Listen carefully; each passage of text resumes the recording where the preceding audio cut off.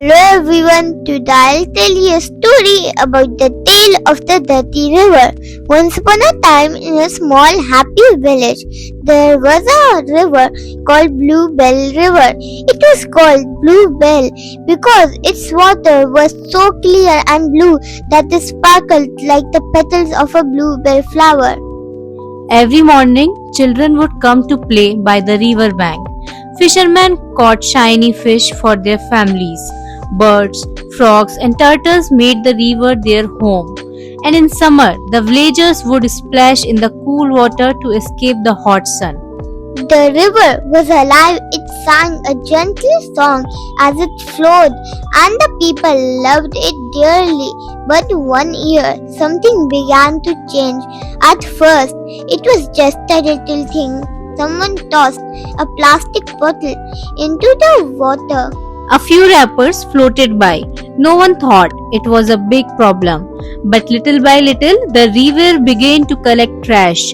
One day, the nearby factory started letting dirty water flow into the river. The clear blue water turned muddy brown. The fish became sick. The birds stopped visiting.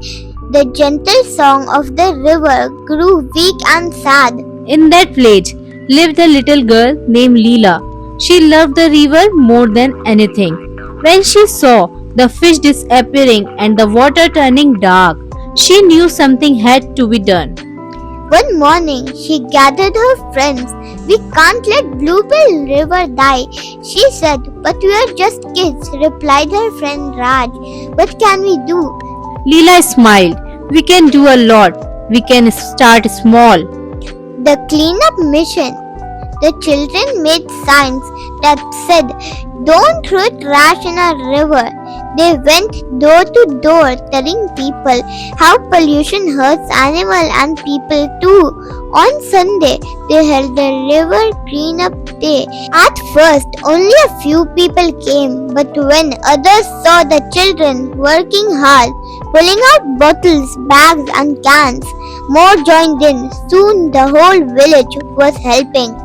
The factory owner came, looking guilty. "I don't know, I was harming the river so much," he admitted. He promised to treat the wastewater before letting it out. The river's smile returns. Weeks passed. The trash was gone. The water began to clear. Tiny fish returned, darting between the rocks.